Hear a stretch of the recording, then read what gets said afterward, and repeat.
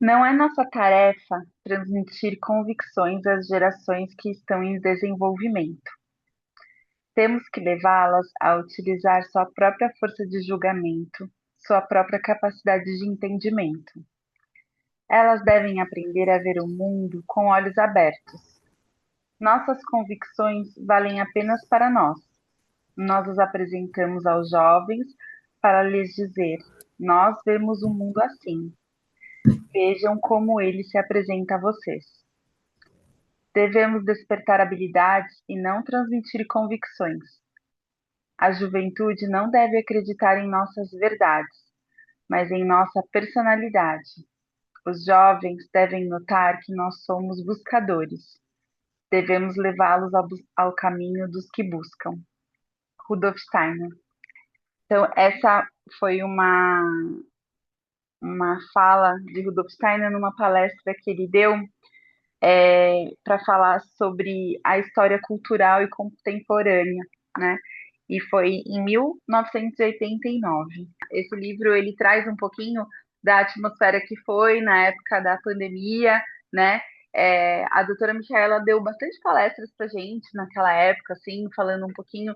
Ela tinha uma grande preocupação com a atmosfera de medo, de insegurança que acometia todo mundo e como que isso era uma condição do ter ou não saúde, né? O quanto que o medo ele é imunossupressor e ele atrapalha o desenvolvimento das crianças, né? Então, é, que tipo de mundo a gente estava apresentando ali para as crianças, né? Então foi uma conversa que teve muito na época e ela começa o livro falando disso, né?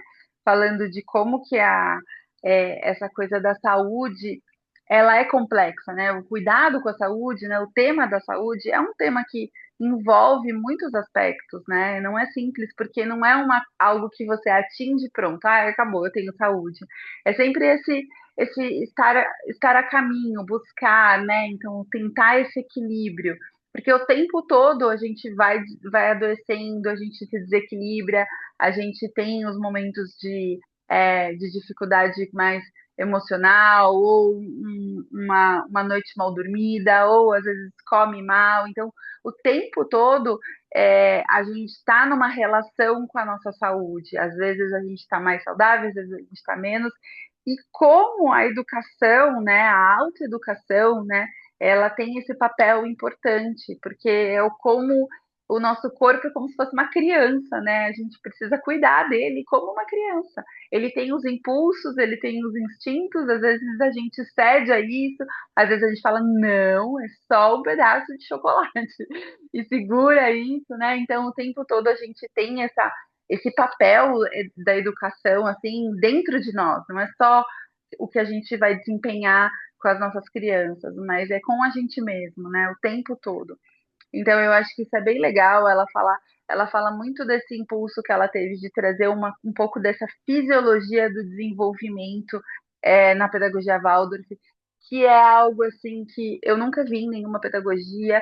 Esse cuidado, essa preocupação, essa atenção ao desenvolvimento da criança, como a criança está no seu processo de amadurecimento corpóreo, de formação interna, de apropriação de funções fisiológicas, né? E como o currículo ele vai sendo pensado para conversar de uma maneira harmônica com todo esse processo que acontece na criança.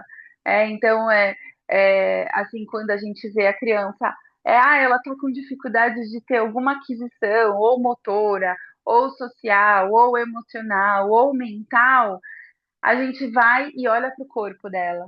Será que o corpo dela está pronto? Será que ela conseguiu alcançar esse nível de desenvolvimento do sistema nervoso, do sistema metabólico-motor? A gente vai olhando para as funções corpóreas, porque é como a gente faz para todo o resto, mas aí chega na vida escolar, né? Acaba que vai querendo ensinar, ensinar, ensinar, ensinar e não para ver que quando a criança foi ser alimentada, quando foi acontecer a introdução alimentar, a gente foi ver se tinha marcos, né? Se ela tinha alcançado aquilo. Então, a gente precisa olhar. se a criança está pronta para aquele conteúdo, assim como a gente olha se ela está pronta para aquele alimento, né? E, e aí tem uma parte aqui também que ela fala sobre como o sistema escola, o sistema escolar, ele precisa ser voltado para isso em todos os âmbitos, né? Inclusive, assim, ela fala desde a arquitetura, a organização do ambiente, passando pelo conteúdo curricular, até a parte administrativa. Então, é como esse ambiente escola ele precisa ter sempre o olhar do pedagógico. E é assim que é dentro da escola Waldorf, né? Então, é uma particularidade mesmo, porque a maioria das escolas, elas têm isso separado. Então, a parte administrativa é separada do pedagógico, né? A parte de estrutura física, não tem esse olhar das professoras para a cor das paredes, para como serão os móveis, os materiais das crianças. E na escola Waldorf não existe nada que não seja passado pelo pedagógico, porque essa é uma premissa, é um fundamento da escola Waldorf. E então, na verdade, existe essa ideia de que tudo na vida pode ser pedagógico, tudo pode ser uma oportunidade de aprendizado, né? Então, quando a gente escolhe né, uma escola Waldorf e a gente matricula nossos filhos, a gente está se matriculando também, porque a gente vai passar por um processo de muita transformação e aprendizado e outro olhar para tantas coisas, né? Desde os brinquedos, as cores, né? Como que é essa relação com a alimentação, como que é essa relação com o sono, com o brincar, com o ritmo, são muitos aprendizados, né? Então, ter esse cuidado de entender a vida como sempre uma oportunidade de aprendizado, né? E outra coisa que ela fala também aqui no finalzinho, que eu achei super importante trazer como destaque, foi o incentivo do desenvolvimento da criança na sua potência, ao invés de exigir um desempenho dela, né? Então, assim, é, criar um ambiente para que a criança possa se desenvolver na maneira mais saudável e que ela possa alcançar todas as suas potências, né? Ter uma autoeficácia em vez de estabelecer padrões assim e trazer aquela coisa assim de quais são os desempenhos padrões, o que eu espero, né? Ser uma coisa de utilitarista, né? Então tem que servir a isso. E na verdade não, a criança ela precisa receber experiências do mundo real e as experiências esse esse olhar pedagógico precisa fazer jus às necessidades da criança, né? Ao que ela precisa, porque cada criança vem com com os seus talentos e com as suas dificuldades, né? Com as suas fragilidades. Todos nós temos. Então, ao mesmo tempo que a gente vai apoiar os talentos, e os talentos sempre vão ser um caminho de encontro com a criança, a gente não pode só olhar para os talentos dela e ignorar as falhas. Na verdade, a gente precisa ver como a gente apoia para que ela consiga aprender, se elevar, né? Desenvolver habilidades e capacidades que antes ela não tinha e que eram desafios. Então, é sempre esse olhar integrado para a criança ser inteira e não ser só o que ela é de bom, né? A gente precisa domar aquilo que a gente não tem tanto domínio, né? A gente precisa desenvolver isso. E isso é um caminho para a liberdade, né? Quando a gente consegue é, não ser determinado pela nossa natureza, pelos nossos impulsos e instintos, né? Então, esse prefácio dela, é assim, eu olhei eu trouxe esse olhar, assim, acho que cada um que lê também pode ver, né, algumas outras particularidades, características que ela coloca, mas eu acho que sempre no trabalho da doutora Micaela vem essa força de, de trazer tanto esse desenvolvimento curricular, né? Como que é o currículo Waldorf, como que é a fisiologia desse currículo, mas com esse olhar para a saúde, sabe? Com esse foco para a saúde o tempo todo, né? E isso é muito bonito, é muito interessante mesmo. E é pouco olhado para isso nas escolas convencionais, né? E, e aí depois ela vem falando um pouco, né? Entra nessa coisa da escola sobrecarregada e ela abre uma discussão sobre a história do milagre finlandês, né? Não sei se alguém quer trazer alguma contribuição. Eu vou falando, gente. Vocês podem ir interrompendo, viu? Eu sou muito empolgada, então podem ir falando. Porque quando teve essa história da, da reforma educacional na Finlândia, foi um boom, né? Foi um bafafá. Falaram-se muito e tudo. E aí teve aquele grande destaque naquele ranking de avaliação do PISA, e a Finlândia arrasou, e aí eles foram. Aí aqui eles trazem um pouquinho do que foi no que eles se basearam, né? Porque é, teve um ponto aqui que eu achei muito interessante, que é quando eles falam assim que a política, né, e aqui eu incluo a sociedade, ela tem o hábito de delegar às escolas tudo que ela mesma falha em realizar, né?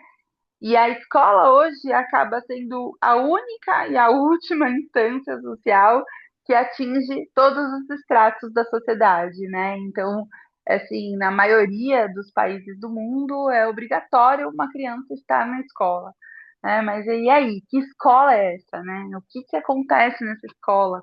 Né? Quem são as pessoas que estão envolvidas nesse ambiente? Como que esse ambiente é cuidado? Né? Mas ainda um lugar que ainda a gente consegue é, ter esse espaço para olhar para todos os seres humanos, né? E, e hoje a gente tem as nossas questões da nossa época, né? Hoje a escola atual ela é muito diferente da escola que a gente frequentou, né? Porque hoje a gente tem uma invasão é, das grandes mídias, né, das mídias, das telas, dos conteúdos digitais. A gente está vivendo um encontro que é um encontro que não tem a presença corpórea, né? Não é um encontro que não tem uma sincronia de espaço e tempo. A gente rompe com isso. Nós sempre vivemos num mundo em que a gente cresceu num mundo que, assim, quando a gente falava que ia conversar com alguém, significava que a pessoa estava ali na nossa frente. E hoje não, hoje as crianças escutam muito isso, que a gente está conversando com alguém, mas a pessoa nem está ali, e às vezes a pessoa nem está ouvindo aquilo que você está falando com ela, porque você está mandando um áudio. Então não tem conexão de corpo, não tem conexão de espaço, não tem conexão de tempo, né? É uma assincronia e como que é isso, né? Mas ao mesmo tempo é algo da nossa época, é o que a gente está vivendo, é a nossa realidade. Então, como que a gente consegue cuidar disso? Para que isso não seja confuso, não falte um chão para a criança crescer e se desenvolver, né? Porque a criança ela precisa ter uma base sólida para ela poder se ocupar com o desenvolvimento dela, né? Se é algo muito instável, isso acaba prejudicando, né? E aí a gente tem também a gente vê que as escolas convencionais elas têm muitos desafios, né? Teve a entrada desse uso da tecnologia dentro da sala, dentro da escola, daí agora está sendo tudo revisto, e aí, de repente, né, a gente vê que algo que sempre foi muito básico, sempre foi muito tranquilo e seguro e decidido e inquestionável dentro da escola Waldorf, e de repente isso está sendo olhado pelas escolas convencionais. Então, hoje a gente vê as escolas convencionais querendo saber como é esse mundo Waldorf sem tecnologia dentro da escola, né? É possível, né? Existe, está dando certo, né? E aí a gente vê que, assim, na verdade, a escola Waldorf existe há mais de 100 anos, e esse uma, foi um cuidado que tem a ver com um princípio, né, da escola Waldorf, que é a criança ser educada para a vida, né, para a vida real. Né? Então, a criança precisa vivenciar experiências reais no mundo real, experiências com sensações, com vivências e percepções através dos seus órgãos dos sentidos, todos, né? E não apenas a visão, a audição e no máximo ali o tato, se estiver pegando em algum controle de videogame, né? Então, para a gente, assim, quando a gente estuda, quando a gente olha para isso, a gente percebe o quanto que é importante a gente estar inteiro numa experiência, né? Então, a gente não é a mesma coisa uma criança que olha um boneco escalando uma montanha do que ele mesmo escalando a montanha, se movimentando. Porque tem um estudo que mostra, até um parênteses, né? Mas tem um estudo que mostra assim que a criança, quando ela fica tendo acesso, né, à imagem, ela vai vivenciando aquelas imagens internamente. Então, por exemplo, a emoção de subir uma montanha ela tem liberação de catecolaminas, como se ela estivesse subindo a montanha, só que ela não está usando nada do metabolismo dela, não está fazendo movimento. Então, aquelas catecolaminas, elas não vão ser metabolizadas. Aquilo começa a se tornar estressor para ela, agentes estressores. Então, às vezes, ela solta uma irritabilidade, uma dificuldade no comportamento, uma dificuldade no sono, uma dificuldade no aprendizado, na fala, na organização do pensamento, que é por conta de hormônios e neurotransmissores que ficam circulando, não são metabolizados, porque ela tem uma hiperexcitabilidade através de alguns órgãos dos sentidos, mas não tem conexão com a vida real, com a movimentação do corpo, com a experiência real, né?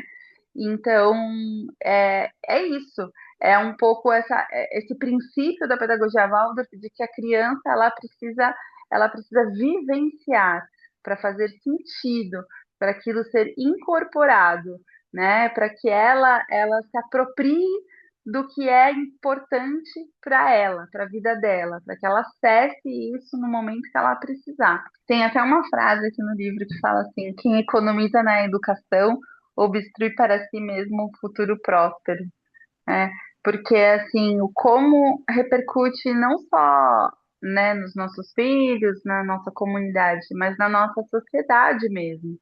A gente tem que ter esse olhar, né? Assim, a gente quer que os nossos filhos tenham um bom futuro, mas assim, tudo envolve o desenvolvimento humano, né? Assim, será que a gente está caminhando para ser mais humano, ou será que a gente está se afastando dos nossos ideais humanos, né? Então tem isso também.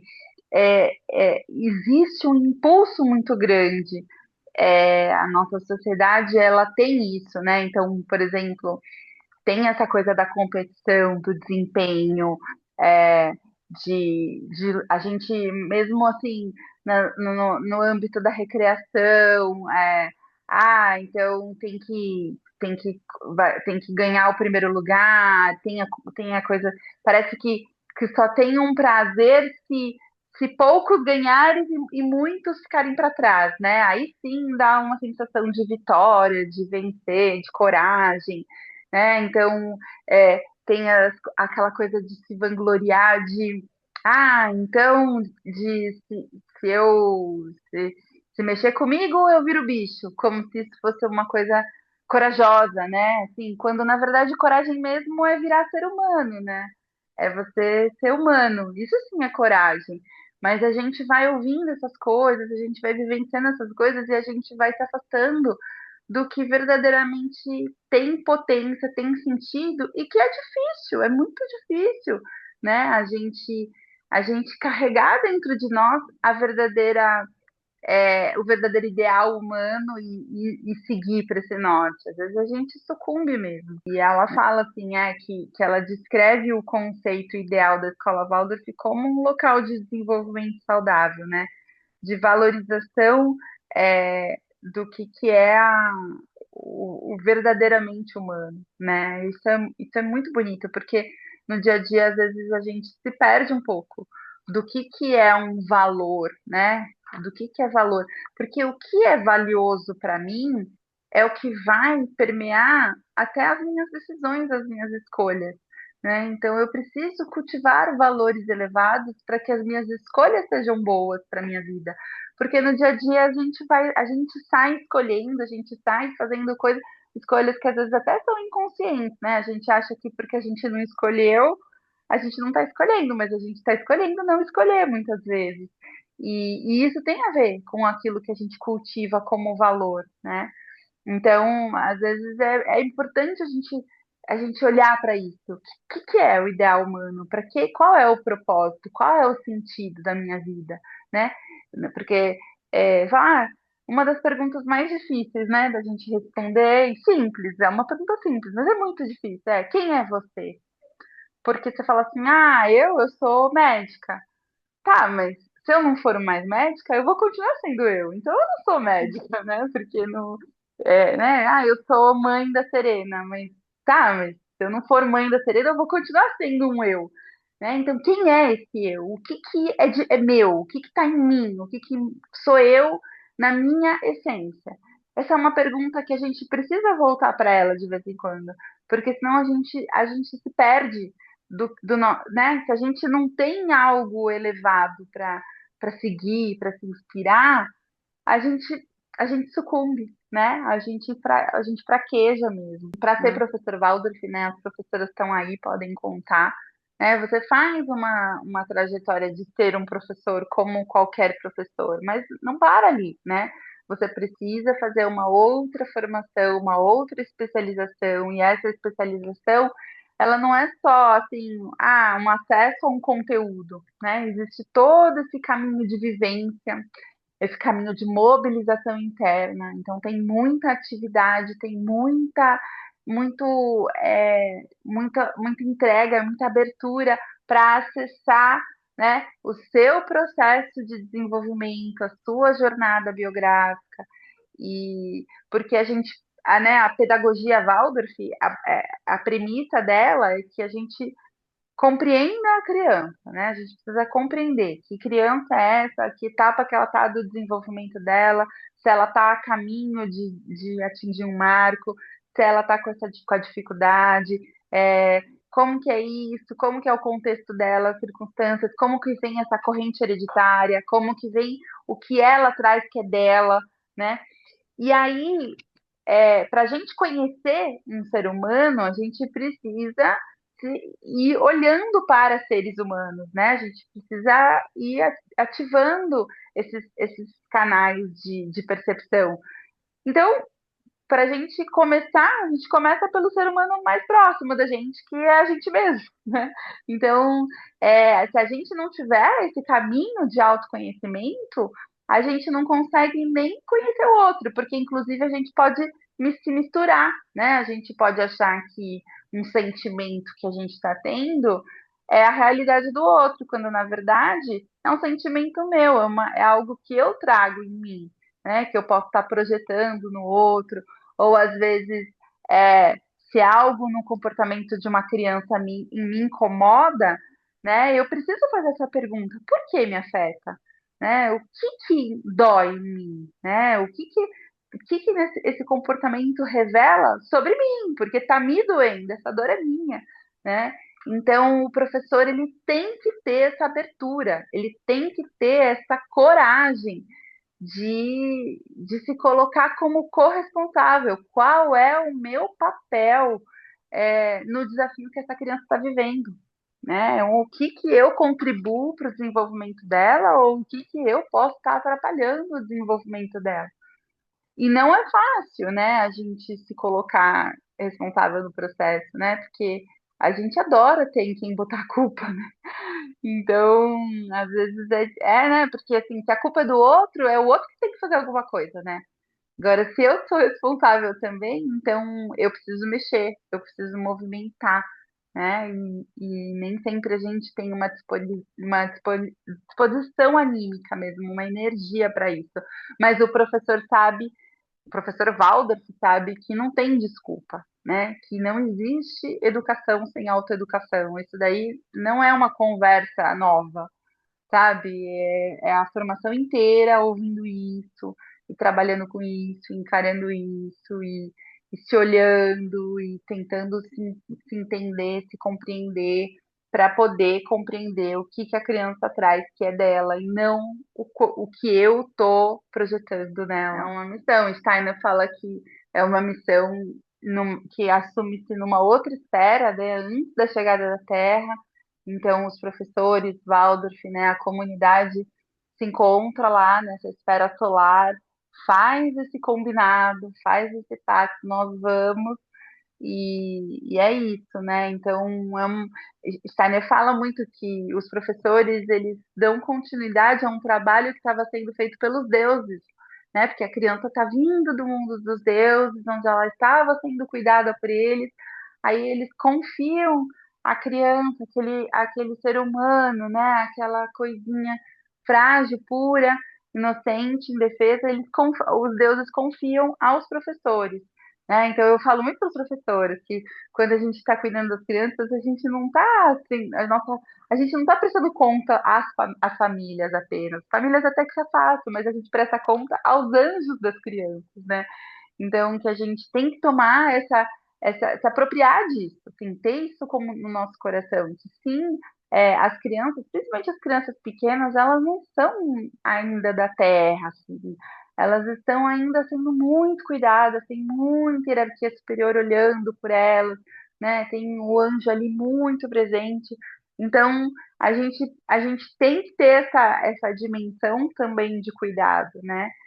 E é isso, e é um comprometimento.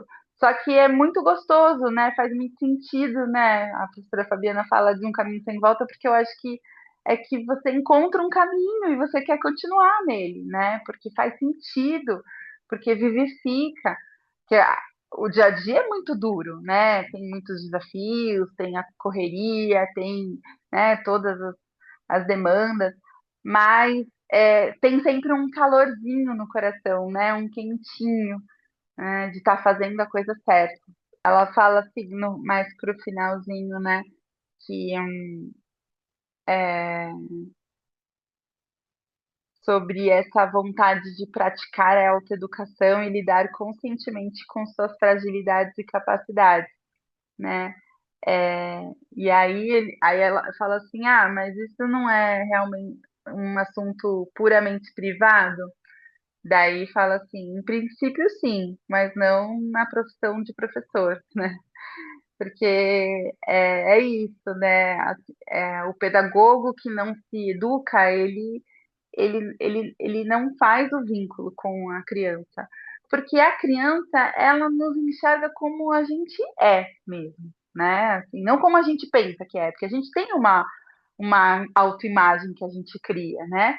E às vezes a criança, ela escancara a nossa verdade. Por isso que às vezes a gente tem até uma dificuldade de lidar com a criança, acha que a criança está nos provocando, nos afrontando, faltando com respeito, mas na verdade pode ser uma sensação de se sentir exposto mesmo pela criança, né? Porque ela olha para gente, ela vê a gente, ela enxerga a gente, ela está presente na nossa postura, nos nossos gestos, né? Ela está olhando para aquilo mais do que a gente olha, porque a gente está ali fazendo as coisas e tudo mais, mas a nossa cabeça está em outras coisas e a gente está sentindo outras coisas, a gente está sempre a nossa vida mental, ela consegue sempre nos tirar da realidade, né? A gente entrar num universo paralelo, numa vida dentro da vida. Mas a criança não, a criança ela tá ali, né? Então, dependendo de como a nossa postura, a nossa feição, o nosso rosto, a criança ela vai captando a mensagem, né? O que a gente está transmitindo. Então, por isso que o educador, ele não tem tanto essa coisa de, eu não preciso me mostrar tanto, né? Eu não preciso me preocupar tanto. Na verdade, o educador, ele precisa, deve, porque isso educa também, né? O estado anímico emocional do educador exerce uma influência direta no desenvolvimento, inclusive corpóreo da criança, inclusive dos órgãos, das funções corporais da criança, né? Onde consta o nome Waldorf, a atitude interior também deveria ser Waldorf, né? Então, é, é uma, é um, eu acho que é uma proposta, assim, que eu faço, né, da gente, que uma das primeiras leituras que eu fiz do Steiner, na verdade, a primeira leitura que eu fiz dele, de livro dele, foi o Conhecimento dos Mundos Superiores, né? E ele fala ali, em algum momento, ele fala assim, que não é para a gente pegar o que ele está trazendo, acreditar, né? A antroposofia, ela não é dogmática, né? Ela não tem lá as coisinhas e a gente segue aquilo. Não, ela é uma ciência, então a gente precisa experimentar. Então precisa ouvir, pegar isso e colocar na vida prática mesmo, e ver o que que funciona, né? O que que faz sentido. Então, assim, por isso que a gente precisa vivenciar a pedagogia Waldorf no nosso íntimo, sabe? Não porque, não só porque para a criança isso traz mais segurança, isso faz mais sentido, mas porque a gente também precisa é, se apropriar desse conhecimento, a gente também precisa se beneficiar desse caminho de saúde mesmo, né? De possibilidade de se engrandecer, de possibilidade de, de, de ser mais do que a gente seria se a gente não tivesse essa oportunidade, né? Então, é um pouco dessa frase que eu trouxe, desse verso que eu trouxe do Steiner, que é isso, assim, né? Da gente mostrar para as nossas crianças o caminho dos buscadores, né? Da gente estar sempre buscando. E não a gente transmitir convicções fechadas, duras, mortas, e aqueles conceitos, é isso e pronto, e acabou. Não, é que a criança e o jovem, ele saiba que o caminho é a gente sempre buscar mais e mais. A gente sempre pode melhorar, a gente sempre pode crescer, a gente sempre pode se emancipar. Não existe uma determinação, né? Assim, o ser humano não é que nem um animal, né? Nasceu uma foca, vai morrer uma foca, né? A gente recebe uma corrente hereditária, a gente traz uma carga genética, mas tudo isso pode ser transformado, né? A gente tem hoje os estudos da epigenética mostrando que através do trabalho com o nosso corpo, a gente ativa ou neutraliza certos genes. Então, dentro de cada ser humano, tem tem a natureza de todos os seres humanos. E aí a gente pode ativar coisas boas ou coisas ruins. E isso depende do quanto que a gente trabalha em nós, né? E a pedagogia Waldorf é essa ferramenta que a gente pode usufruir para benefício próprio, né? No próximo encontro, a gente lê o próximo capítulo, que é esse do ensino adequado ao desenvolvimento versus metas de desempenho. É um tema bem atual, né? Assim, é, porque a gente hoje tem essa pressão, né? Por cumprir metas, né? Assim, desempenho, produtividade e tudo mais. E são, são aspectos importantes, mas a gente pode aprofundar um pouquinho mais. Então, vamos ler esse capítulo e a gente conversa na próxima. E aí, se surgir alguma coisa, né, dessa conversa, do que a gente falou, também a gente pode trocar um pouquinho.